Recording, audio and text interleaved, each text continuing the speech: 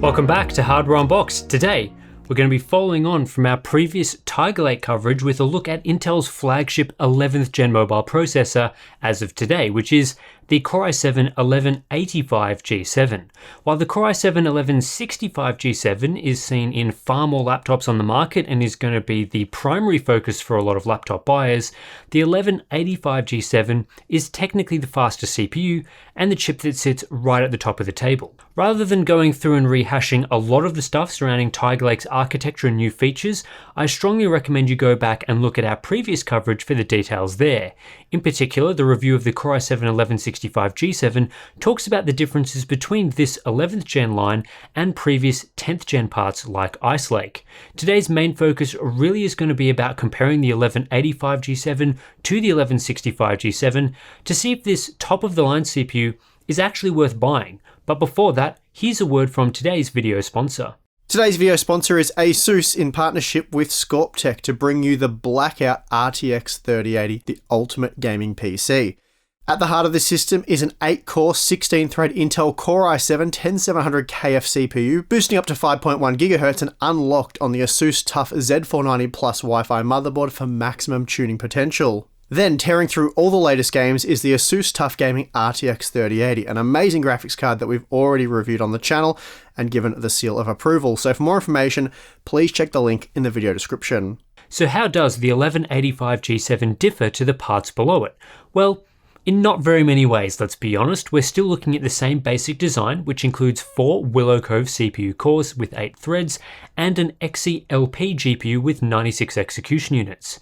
The only real difference is in frequency. The maximum single-core CPU turbo frequency increases from 4.7 to 4.8 GHz, while the base clock at 28 watts rises from 2.8 to 3.0 GHz. There's also a 50 MHz gain to maximum frequency on the graphics, which is hardly worth talking about. Feature support otherwise is identical, as is the 12 MB of level 3 cache. Judging purely on specifications, the 1185G7 is essentially a better binned version of the 1165G7 that allows those slightly higher clocks within the same power envelope.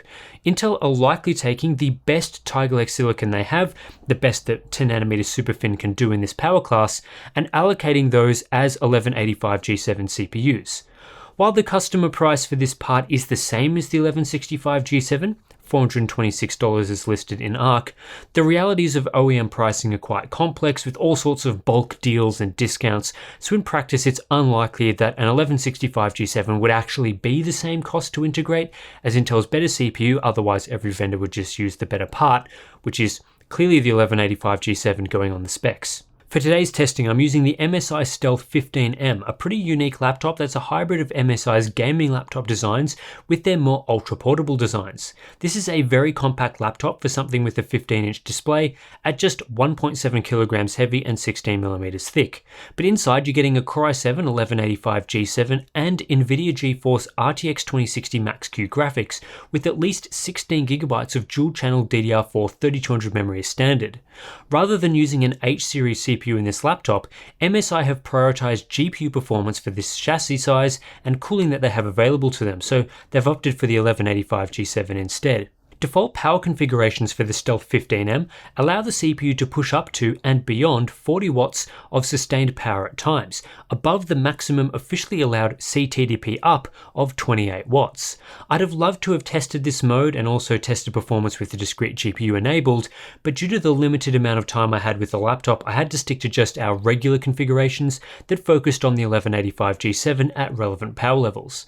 This means that, like our testing for every other laptop CPU so far, I've got data for the 1185G7 running at 15 watts and 28 watts with the default boost behavior left intact.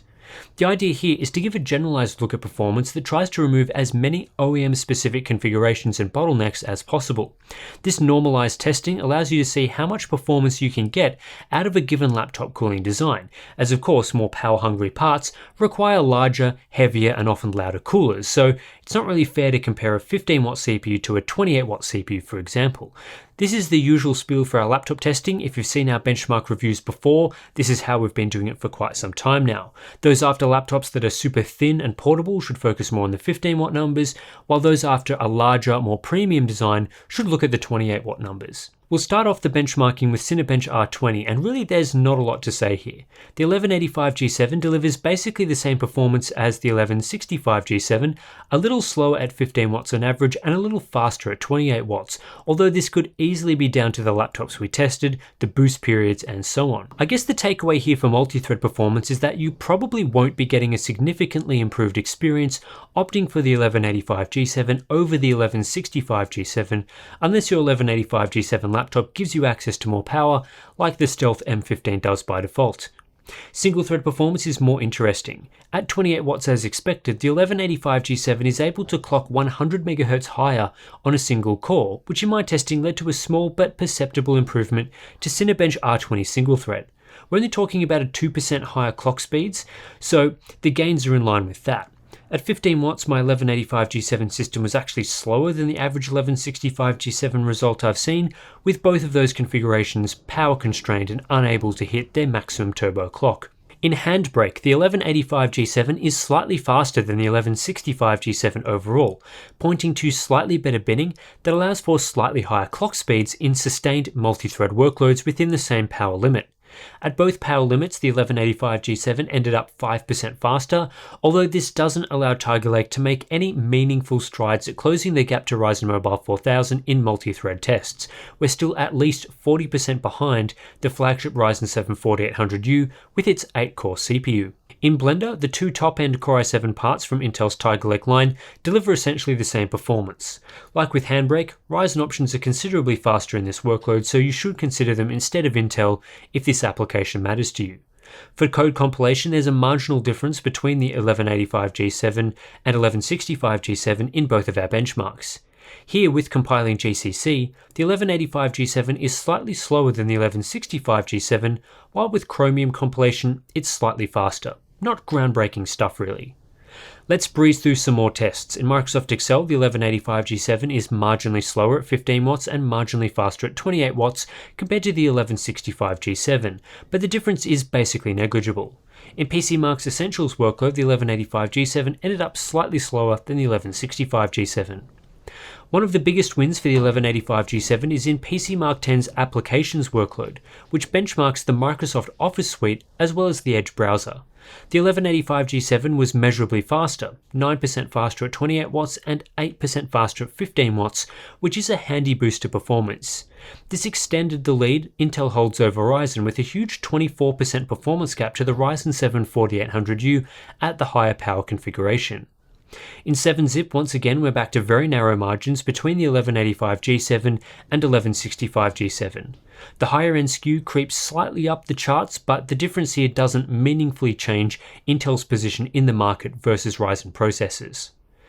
Acrobat PDF exporting is similar to other single-threaded tests in that the 1185G7 is faster than the 1165G7 in this workload, but only when the additional frequency can be accessed.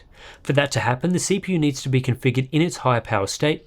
Those gains simply aren't there at 15 watts. So what we end up with is a negligible gain at 15 watts, but 4% more performance at 28 watts. Adobe Photoshop performance was slightly strange in that the 1185G7 wasn't faster than the 1165G7 at 28 watts, although we are talking about less than a 5% difference. I believe the LPDDR4X configurations that are being averaged into these numbers for the 1165G7 are impacting performance somewhat, although at 15 watts performance is very similar. And last test for today is hardware accelerated handbrake encoding, where again we see no performance difference between the 1185G7 and 1165G7. While I didn't do extensive GPU or game testing for this review, I didn't spot any significant differences between media acceleration and integrated GPU performance, as these elements are practically identical in both SKUs. If anything, the GPU is a couple of percent faster at times, but it's really not worth spending any significant time on. Again, I really would have loved to provide more benchmarks here, but I ran out of time to do anything more in depth, and well, as you can see from the benchmarks I did run, I don't think we would have learned anything more from increasing the number of tests. There's just not much separating the 1165G7 and 1185G7 in practice. In fact, when looking at benchmark breakdowns between these parts, it's basically indicative of two products that deliver roughly the same performance. Due to differences in laptop configurations, At times the 1185G7 is slower, and at times the 1185G7 is faster. You're more likely to see these gains in single-threaded or longer-term workloads, where the 1185G7 was up to 9% faster, but on average across these benchmarks, the 1185G7 was a mere 1.2% faster, which is within the margin of error. And it's the same story at 15 watts, except with even narrower margins. In fact, on average, these two parts deliver the exact same performance in this power class, at least based on my testing. That's not a very exciting conclusion, but I guess you have the information now.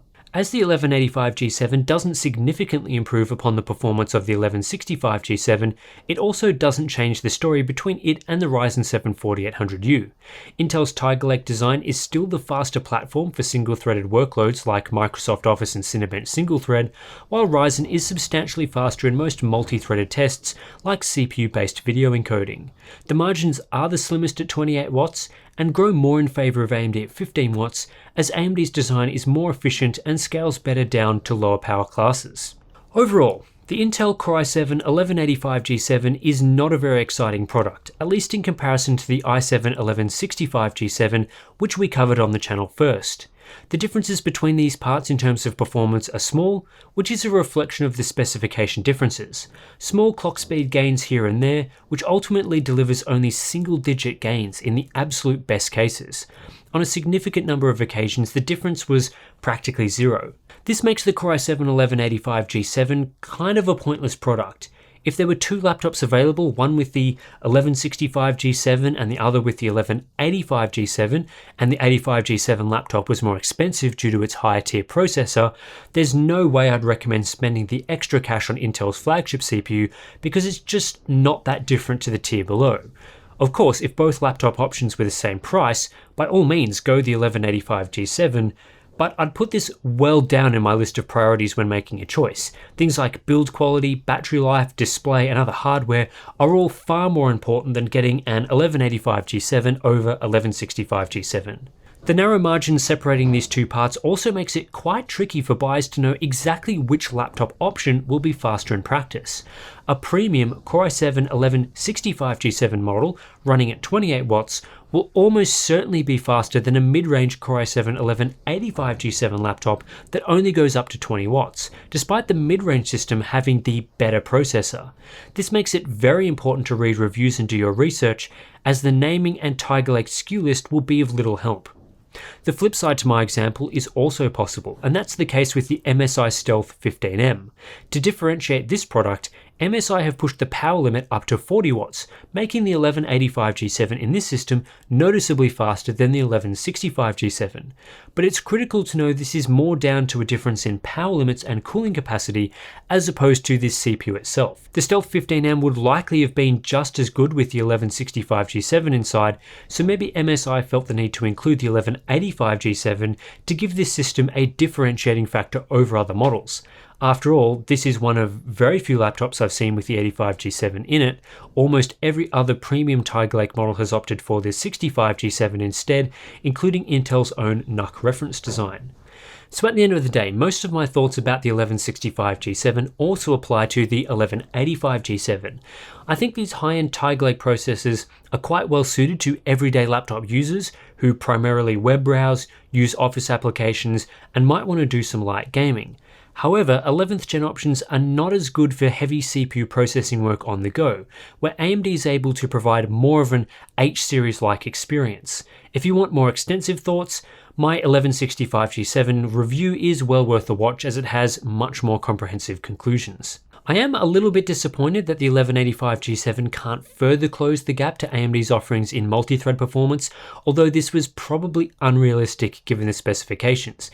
It'll take an actual 8-core design to compete, I would think, so we'll have to wait and see what happens there. We also have Zen 3 on the way, which again will heat up the mobile processor battle, and I'm quite looking forward to seeing all of that new technology in 2021. So anyway, that's it for this review of Intel's Core i7-1185G7. I'm pretty sure I nailed the name of that processor every single time, so hopefully I haven't made mistakes. I need to go back and edit this one.